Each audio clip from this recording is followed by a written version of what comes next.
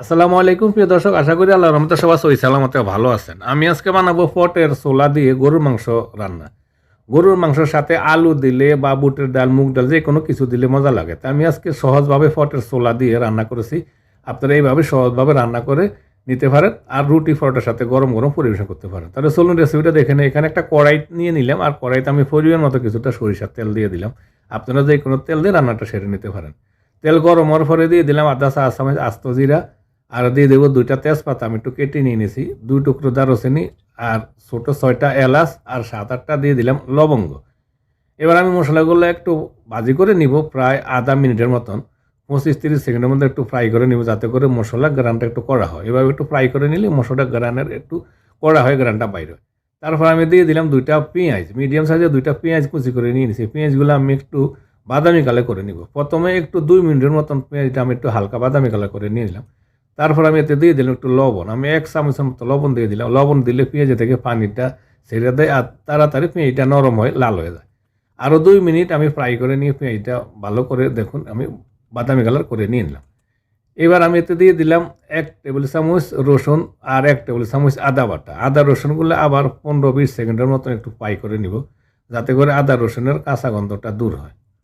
আদা রসুনগুলো ফ্রাই করে নেওয়ার পরে এবার আমি এতে দিয়ে দেবো হালকা কিছু মশলা। দিয়ে দিলাম 1 চা চামচ হলুদ গুঁড়া, 2 চা চামচ দিলাম লাল মরিচের গুঁড়া, আর 1 চা চামচ দিলাম ধনিয়া গুঁড়া, আধা চা চামচ জিরা গুঁড়া, আর 1 চা চামচ দিলাম আমি কারি পাউডার। আপনারা চাইলে এটা স্কিপ করতে পারেন যদি ভালো না লাগে। আর আধা চা চামচ দিলাম গোলমরিচ পাউডার। এবার একটু পানি দিয়ে আমি মশলাগুলো কষিয়ে নিব, যাতে মশলাগুলো পুড়ে জ্বলে না যায়, তার জন্য একটু পানি দিয়ে দিলাম। আর পানি দিয়ে ভালো করে 4-5 মিনিটের মতন ভালো করে মশলাটা আমি কষিয়ে নিয়ে নিয়েছি। মশলাটা কষানো হয়ে যাওয়ার পরে এবার আমি দিয়ে দেবো গরুর মাংস। এখানে 1 কিলো গরুর মাংস হাড় চর্বি সহকারে নিয়ে নিয়েছি।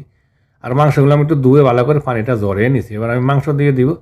আর মাংস দিয়ে প্রথমে মশলার সাথে নাড়াচাড়া দিয়ে মিক্স করে নিয়ে চুলার হিটটা হাইতে রেখে আমি ঢাকনা লাগিয়ে প্রথমে 10 মিনিট হাইতে রেখে কষে নিয়ে নিব।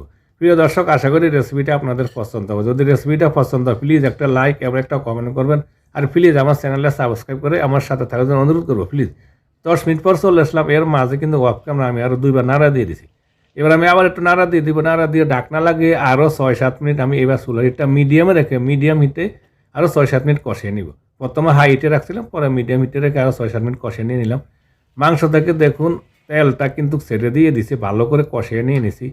আমি প্রায় 17-18 মিনিটের মতন কষিয়ে নিয়েছি। এবার একটু গরম পানি দিয়ে দিলাম আমার পরিমাণ মতন। আপনারা সব সময় মাংসতে গরম পানিটা দেওয়ার চেষ্টা করবেন। ঠান্ডা পানি দিলে কিন্তু মাংসটা চিপিয়ে যাব, শক্ত হয়ে যাবে। এবার গরম পানি দিয়ে আমি একটা টমেটো দিলাম। আপনারা টমেটোটা দেওয়ার চেষ্টা করবেন, তাহলে কালারটা ভালো হয়। যদি আপনাদের ভালো না লাগে তাহলে স্কিপ করতে পারেন, সমস্যা নেই। এবার আমি নাড়াচাড়া দিয়ে এবার ঢাকনা লাগিয়ে মিডিয়াম হাইতে রেখে ততক্ষণ পর্যন্ত রান্না করবো যতক্ষণ আমার মাংসটা ভালো করে নরমে গলে যায়। আমি চলে আসলাম, আমার মাংসটা রান্না হয়ে গেছে, ভালো করে নরম হয়ে গেছে, নরমে গলে গেছে। আর আমার সময় লাগছে 1 ঘন্টা 10 মিনিট। দেখুন মাংসটা কেমন সুন্দর গলে গেছে। 1 ঘন্টা 10 মিনিট আমি মিডিয়াম হাইটে রেখে রান্না করে নিয়ে নিয়েছি। এবার আমি দিয়ে দিব একটা পটের মধ্যে আমি নিয়ে নিলাম সাদা ছোলাটা আমি একটু ধুয়ে সাফ করে ভালো করে পানি ঝরিয়ে নিয়ে এবার ছোলাটা দিয়ে দিলাম। পটের ছোলা যেহেতু সিদ্ধ করাই থাকে, এটা বেশি সময় লাগবে না আরও সিদ্ধ হইতে। তারপর আমি নাড়াচাড়া দিয়ে এবার ঢাকনা লাগিয়ে আরও 15 মিনিটের মতন মিডিয়াম হিটে রেখে ছোলার সাথে মাংসের সাথে আরও 15 মিনিট আমি ভুনা করে নিয়ে নিলাম। চলে আরও 15 মিনিট পর আমার এবার ছোলা এবং মাংস সম্পূর্ণ ভালো করে নরম হয়ে গেছে 15 মিনিট রান্না করে নেওয়ার পরে। এবার আমি একটু লবণটা টেস্ট করে নিব, যেহেতু পেঁয়াজের সাথে লবণ দেওয়ার পরে আমি কোনো লবণ দিই না। এবার একটু লবণ লাগে, সামান্য 1 চিমটি লবণ দিয়ে দিলাম। লবণ দিয়ে নাড়াচাড়া দিয়ে লবণটা যাতে গলে যায় এই জন্য ঢাকনা লাগিয়ে আমি আরও 2 মিনিটের মতন একটু রান্না করে নিই।